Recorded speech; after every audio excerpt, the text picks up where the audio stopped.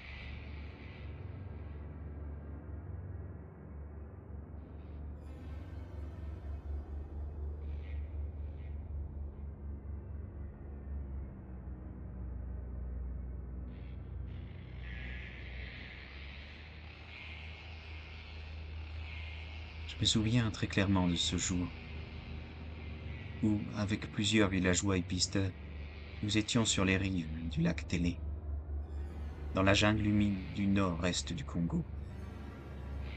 Nous étions partis tôt le matin, le soleil à peine levé, l'air lourd, rempli de l'odeur de la forêt tropicale. Nous avions marché dans l'eau peu profonde, avançant lentement vers ce que les anciens appelaient un lieu où quelque chose de vivant, de très grand, émergeait parfois. La terre était boueuse, nos pas s'enfonçaient légèrement à chaque avancée. Après quelques dizaines de minutes, je vis soudain une masse sombre à environ 240 mètres devant nous, juste à la limite de la lumière tremblante du matin. Au départ, j'ai cru que c'était peut-être une grosse branche ou un tronc tombé, mais quelque chose dans sa forme me faisait douter. Je me suis figé. Puis lentement, la chose devint consciente de notre présence. Elle leva sa tête, un long cou fin, soutenant une tête reptilienne, brune et sombre, émergea de l'eau. Elle resta ainsi visible, avec uniquement le cou et la tête hors de l'eau, pendant près de 20 minutes.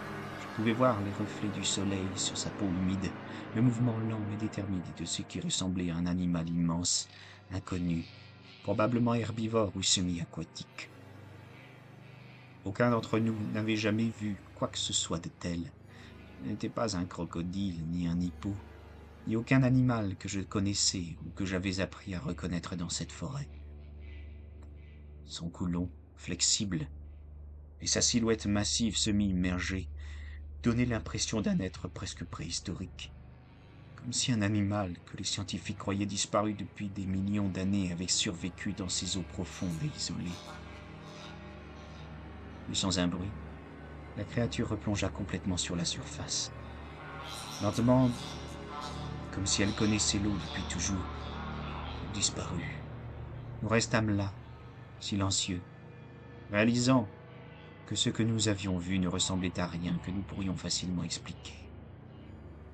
Je ne peux pas dire que c'était un dinosaure, mais je peux dire avec certitude que ce que j'ai vu ce matin-là était un animal énorme, vivant, différent de tout ce que j'avais jamais vu dans la nature. Et chaque fois que je repense à ce moment, je suis convaincu qu'il existe encore des mystères dans ce monde que la science officielle n'a pas encore compris. Lettre du commandant Jacques-Yves Cousteau au pape après son passage au Gabon. Bonjour Saint-Père, c'est pour moi un honneur de vous adresser mes salutations les plus respectueuses, à l'aube de ce jour nouveau, étant ici au large des côtes gabonaises. J'ai longtemps navigué et exploré les océans, les mers, les lacs et fleuves du Gabon, sans aucun incident qui affecte mon âme, ni me frappe à l'esprit. Mais depuis que j'ai posé mes premiers pas sur le sol gabonais, je n'ai jamais cessé d'être surpris de voir ce que mes yeux n'ont point vu ailleurs. Saint-Père, j'ai vu chez les Babongos, qui sont les pygmées du sud du Gabon en pays à Pinji, et en pays Tsogo, peuple bantou de cette région, les blancs et très blonds, sortir des arbres et des plantes en forêt gabonaise, pendant la pleine lune à 3 heures du matin pour célébrer, danser et chanter le culte de Bwiti, que l'un des leurs appela Dieu, disant le Bwiti est Dieu en me regardant.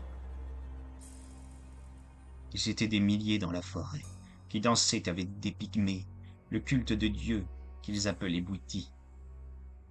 À l'intérieur comme à l'extérieur du temple, le feu était maître de la cérémonie. Je vis un jeune homme blanc et blond qui vint vers moi et me dit « Sais-tu pourquoi le feu est maître dans le Bwiti ?» Je lui répondis « Non, je ne le sais pas. » Et il me dit « Le feu est maître dans le Bwiti parce qu'il est Dieu, le soleil, le père de toute chose et la vie. » Ensuite je lui posai cette question. « Pourquoi mangez-vous et vénérez-vous les racines de cet arbuste et quel est son nom ?» Et il me répondit « Cet arbuste s'appelle Iboga. Et il représente le corps sacré du Fils de l'homme, Dieu, Yah. Et regarde ce grand arbre là-bas qui germate à partir des gouttes de sang de Dieu et qui, lui, représente le sang de son fils. Comment l'appelle-t-on? Lui posai-je la question, et il me répondit. Il s'appelle le Kevazingo. C'est un arbre lunaire qui représente aussi les menstrues de la femme. Je vis toutes les femmes blanches et pygmées frotter du kaolin rouge tiré de cet arbre, puis le jeune homme me relata cette histoire. Dieu donna le Bwiti et l'iboga aux pygmées, qui eux les donnèrent aux Apinji. L'ayant acquis, ils apprirent aux Tsogo, qui à leur tour l'enseignèrent aux Hominés, qui le transmirent au peuple chamitique, venu du pays de Couche et de la Nubie. Et chez les Fang du culte de Bwiti, Dieu sortit le culte de l'Ongwiri, encore appelé Anenji, la transcendance qui est le culte du Saint-Esprit, force agissante de Dieu et l'épouse de Dieu Joa Maria. Ainsi est né le Bwiti, l'homme et l'Ombiri la femme, et d'autres termes Dieu et Marie. Et de l'union de Bwiti et de l'Ombiri naquit la doctrine et le culte de la sainte médecine du Jourdain, dont le nom est Silao Nfuban Angong, en Guinée équatoriale, dans le village de Nfwa, chez un pieux et pur homme nommé Henrik Nze Avoem Bibang. Voici que je vis derrière le jeune homme une femme blanche sortir de la rivière et se transforma en civette. Elle me dit, je suis Muma Izogo, la femme à qui Dieu transmit le Bwiti en forêt, et qui, elle, le transmet aux hommes qui, en l'acquérant, offrirent une liqueur et des présents en secret. Je suis la femme qui donna son nom en offrande à Dieu, et à qui il ôta la vie en prenant son offrande. À ces mots, je me réveillai sous la tente dans laquelle je dormais. Je regardai la montre, il était 3h30. Mon Dieu, dis-je, donc je dormais. Pourtant, cela avait l'air vrai. Et avant que je ne termine ma phrase, je vis un feu follet gigantesque qui passa dans les bois et sur lequel était assis un vieux blanc. Tout cela se passa dans la nuit du vendredi à l'aube du samedi quand, en me soulageant, j'aperçus un satyre manger des racines de l'iboga qu'il avait déterrées. Dans le haut Komo, j'aperçus une pirogue naviguant sur les eaux du fleuve Komo, au sud-ouest de la province du Wolung-Ntem. Il faisait environ 5h30 quand je vis la Vierge Marie vêtue d'habits de peau de gazelle, tenant une cithare entre ses cuisses. Elle jouait la cithare, étant assise dans la pirogue que pagayait un homme noir vêtu de raffia. Après mon exploration sur les terres gabonaises, je me rendis sur mon bateau pour explorer la mer du Gabon, et je perdis mon âme. J'ai découvert des merveilles sous les eaux de la mer du Gabon, des merveilles uniques au monde. Et je vis un navire hollandais dans les profondeurs des eaux de la mer du Gabon. Je visitai le navire chargé des biens et des ossements hollandais échoués au cœur de la mer, inexploré et inconnu du monde. Un peu plus loin du navire, je vis de l'or et le trésor enfoui dans une des grottes. Une grotte grande comme la Calédonie gardée par un dragon serpent, ayant un point rouge sur le front. Un dragon vert, couvert par une plante verte jaune, qui était entourée d'un diamant. Le spectacle de la plante, vert jaune et du diamant reflétait les couleurs de l'étendard national du Gabon. Comme j'avais tellement peur, je sortis des eaux. La nuit tombant, je replongeai pour explorer de nouveau la grotte, et je vis sous mes yeux le dragon se transformer en un puissant roi, un homme sirène, qui avait le pouvoir d'ouvrir les portes de l'espace et de se rendre dans l'univers quand il voulait sous les eaux de l'Atlantique, à travers sa grotte et les portes transdimensionnelles. Le puissant roi me vit et frappa sa queue sur ma caméra. Il me saisit et m'emmena vers d'autres dimensions pour voir les choses que je ne peux mentionner dans cette lettre et que ma langue ne pourra jamais prononcer. Puis il grava mon nom sur une pierre. Et quand je regardai, je vis la date à laquelle j'allais mourir, parce que mes yeux et mes oreilles avaient déjà trop vu et trop entendu. Le puissant roi portait un médaillon en or pur sur lequel il était écrit Gabon, et au-dessus de l'inscription, il y avait une couronne posée sur un globe terrestre. Après tout cela, Il me laissa regagner les miens, à qui j'ai dû mentir en leur disant que ma caméra avait eu un choc et qu'elle s'était cassée. La vie du cinéaste et océanographe français s'était arrêtée là. Mon âme resta au Gabon et mon corps ici en France, où je fus enterré. Saint-Père, prie pour mon âme qui, hormis les merveilles qu'elle vit également des choses abominables de ce petit pays, première puissance du monde dans sa face occulte et dans ses mystères innombrables et négligés par le monde. La spiritualité est au cœur des eaux et des forêts gabonaises. Voici la religion du monde où Dieu et les siens se manifestent encore, comme il était autrefois en pensée, en parole et par l'action. Que l'UNESCO et le Vatican protègent le Gabon contre les oppresseurs et leurs mauvaises pratiques sur cette terre bénite de Dieu. Que le Vatican et le monde prient à tout jamais pour ce petit pays. Que la Sainte Vierge Marie le chérisse pour qu'il reste le berceau des connaissances humaines et inhumaines, naturelles et surnaturelles, rationnelles et irrationnelles. Oui, le Gabon est notre espoir en matière d'intelligence, de savoir et de connaissance des choses ordinaires et extraordinaires. Alors, le monde doit se prosterner devant le Gabon en l'élevant, que lui ensuite l'élève. Je souligne dans cette lettre que nul ne volera, ni ne prendra quoi que ce soit du Gabon avec force et dédain, si ce n'est qu'en se prosternant avec amour et bonté. Car les Gabonais et le Gabon sont le centre des recherches scientifiques physiques et métaphysiques. Le Gabon est l'Israël, l'Égypte, la Grèce, l'Inde et la Chine d'hier, réunis en un petit État pour former le Gabon. Que les royaumes et les empires viennent au secours du Gabon, que les principautés et les républiques en fassent pareil afin que l'humanité retrouve ses racines et que la descendance et l'avenir apprennent la véritable histoire de l'humanité et non celle que nous ont inventée les hommes de science qui nous inculquent leur imagination et invention. Oh, que Dieu m'écoute et que cette lettre tombe entre de bonnes mains pour qu'elle parcourt la terre entière afin que tous sachent que Dieu se révèle à qui bon lui semble quand il le veut en pensée, en parole et par l'action.